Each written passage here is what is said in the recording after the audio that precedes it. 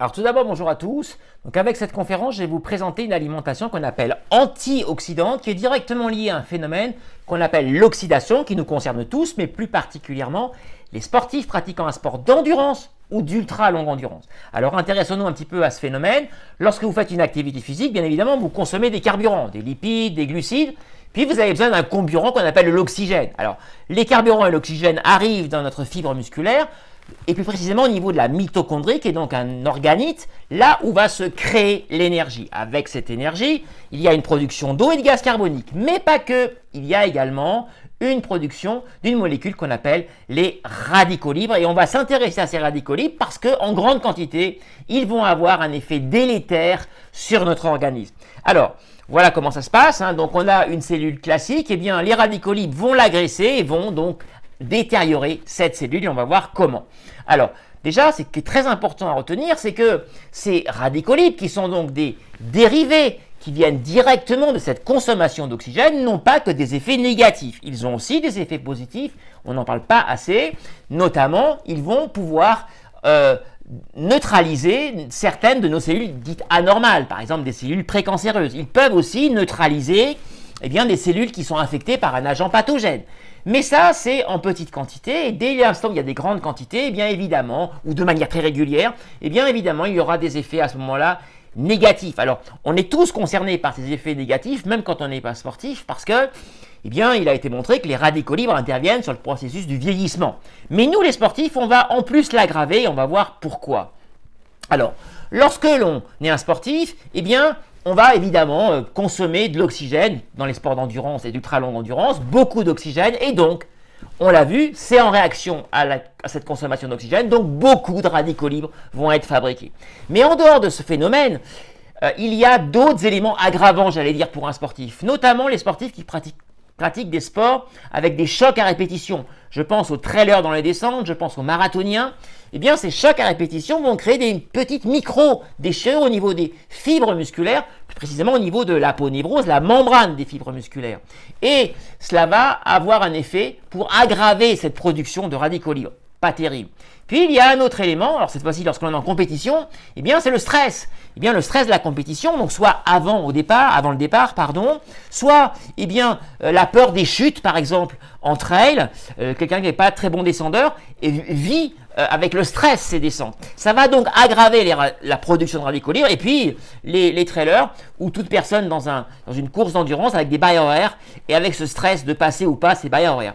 Tout cela va aggraver, et ça n'est pas tout à fait du hasard. Ça fait maintenant quand même 20 ans que je suis des ultra-trailers, que je constate que c'est souvent les ultra-trailers les plus stressés qui subissent l'arrivée, les premiers des crampes, alors que parfois ils sont dans des efforts qui sont pas du tout intenses, où normalement l'arrivée de crampes ne devrait pas arriver.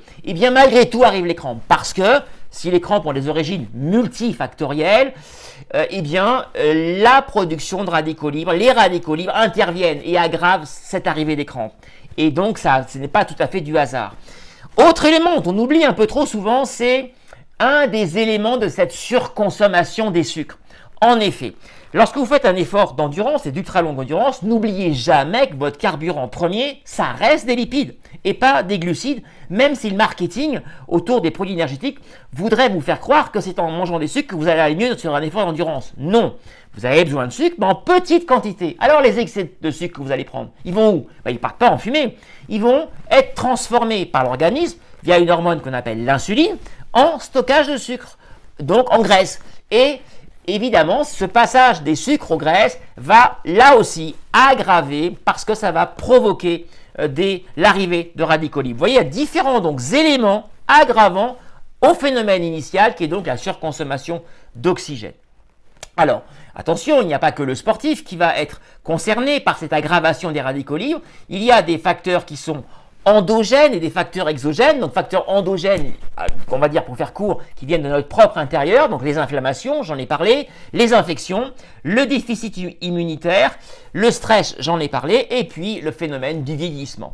Et puis il y a également un autre des facteurs exogènes, donc qui viennent de l'extérieur, d'une agression extérieure. Alors on a la pollution, on a le tabac, on a les traumatismes, et puis on a, c'est très important, l'hygiène de vie.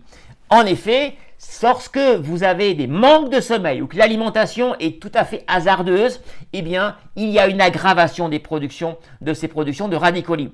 Par conséquent, il est extrêmement important de soigner son sommeil, notamment avant un ultra-trail. Et pas seulement parce qu'on ne va pas dormir une nuit. Non, non, ça va bien au-delà. C'est parce que en dehors de cet aspect de s'entraîner éventuellement pour passer une nuit, encore que parfois je ne suis pas certain que ce soit vraiment très pertinent, en revanche, la qualité du sommeil sur les semaines avant, elle est fondamentale pour limiter au maximum la concentration de radicaux libres pendant l'effort, et ainsi que l'alimentation également. Et puis, un autre élément qui va intervenir, les UV sont également un facteur aggravant. Alors, intéressons-nous maintenant au phénomène. Eh bien, vous avez un radical libre, c'est quoi? Eh bien, c'est une molécule qui a perdu un électron. Alors, elle se retrouve avec cet électron manquant et donc, elle va chercher à absolument récupérer cet électron. Et donc, elle va agresser les autres cellules pour récupérer cet électron. Et par chance, on peut avoir ce qu'on appelle des molécules antioxydantes qui, elles, ont tous leurs électrons, mais en ont un en plus. Ça tombe bien, donc elles vont, aider l'électron et lui donner cet électron manquant. Et le résultat, eh bien, avant l'arrivée de cet électron, on était sur un radical libre qui était agressif, et ensuite, il a son électron, tout va bien, il reste en stand-by et il ne nous agresse plus. Voilà le principe général de l'antioxydant. Alors, les aliments maintenant antioxydants, parce que par chance, nous avons de nombreux végétaux qui vont, dans notre alimentation, ou des produits animaliers qui vont nous apporter ces molécules antioxydantes. Alors, tous les aliments avec des pigments. Alors, par exemple, les aliments orangés. La couleur orangée étant significative étant le signe d'une bonne présence en une molécule qu'on appelle le bêta-carotène, la provitamine A aussi, c'est la même chose, et ce bêta-carotène est extrêmement antioxydant. Donc les carottes par exemple, le potimarron, la patate douce sont tout à fait intéressants. Et puis il y a tous les aliments qui sont bleus, violets, rouges, qui sont riches en flavonoïdes, qui sont eux aussi tout à fait antioxydants, et tous les aliments comprenant du vert, donc de la chlorophylle. Alors, ça nous donne quoi en pratique? Les fruits rouges, les myrtilles, les framboises. Là, on commence à avoir maintenant l'arrivée des fraises, des belles fraises. Et bien, pensez que les fraises sont tout à fait antioxydantes. Le persil, voilà, avec sa très très forte concentration en chlorophylle, les salades, la pomme, plutôt les pommes granny, et les amandes, mais aussi les asperges, les artichauts, le potimarron, les poireaux et l'ail. Je rappelle que les poireaux, eh bien, il y a une espèce de mode à ne manger que le blanc du poireau. Je rappelle que le vert du poireau est tout à fait intéressant. Il peut même être consommé râpé en salade. C'est tout à fait intéressant parce qu'on aura un bon apport en antioxydants. Alors, autre élément, ce sont les fruits et légumes, cette fois-ci riches en vitamine C. Alors, je rappelle que ça n'est pas uniquement l'orange et le citron qui ont de la vitamine C. Il y a également, évidemment, le kiwi, mais les fraises, j'y reviens, donc riches en vitamine C également. Et puis, en légumes, sachez que le poivron et le persil sont tout à fait intéressants en termes d'apport en vitamine C. Mais alors, attention, je rappelle, la vitamine C est une vitamine dite thermosensible. À partir de 65 degrés, elle commence à se détériorer. Par conséquent, tout cela, c'est cru. Si c'est cuit, vous oubliez la vitamine C. Autre intéressant, c'est la vitamine E. La vitamine E, alors, beaucoup d'aliments en ont. Alors, les noisettes, les amandes, les huiles de tournesol, notamment, les graines de tournesol sont tout à fait riches en vitamine E. Les poissons gras sont intéressants. Donc, toutes les graines oléagineuses, notamment les graines de sésame, de lin. Et puis, bon, le chocolat avec des noisettes peut être intéressant en termes d'apport en vitamine E et donc antioxydants. Autre élément maintenant, cette fois-ci, c'est des aliments ou des produits animaliers, alors végétaux ou animaliers, qui contiennent du zinc et du sélénium, qui sont deux oligoéléments tout à fait antioxydants. Je rappelle qu'un oligoélément, c'est comme un sel minéral, c'est un minéral, mais la différence, c'est qu'on en a besoin en plus petite quantité, ce qui ne veut pas forcément dire qu'il n'est pas essentiel, mais en plus petite quantité dans l'organisme. Et les aliments riches en zinc ou en sélénium, eh bien ce sont tous les fruits de mer, les avocats, le jaune d'œuf, les viandes et les poissons, la noix de Grenoble, le fromage à pâte cuite, les champignons et l'ail. Alors, quand je précise la noix de Grenoble, bien sûr d'autres noix sont riches en zinc ou sélénium, mais je considère que par rapport à l'environnement, c'est quand même mieux de consommer une noix de Grenoble qu'une noix venant du Brésil. Voilà. Autre élément maintenant, tous les aliments dits prébiotiques sont tout à fait, eux aussi, antioxydants. Pourquoi? Bien parce qu'ils vont ralentir la montée de la glycémie. Et vous vous rappelez, je vous ai dit, Trop de sucre dans le sang égale stockage de graisse égale fabrication de radicaux libres. Si on limite l'arrivée des sucres dans le sang de manière à être plus progressive et diffuse, eh bien forcément on aura moins de stockage de graisse, donc moins de radicaux libres. Par conséquent, toutes les fibres prébiotiques qui ralentissent eh bien, cette arrivée massive des sucres dans le sang auront un effet indirect antioxydant.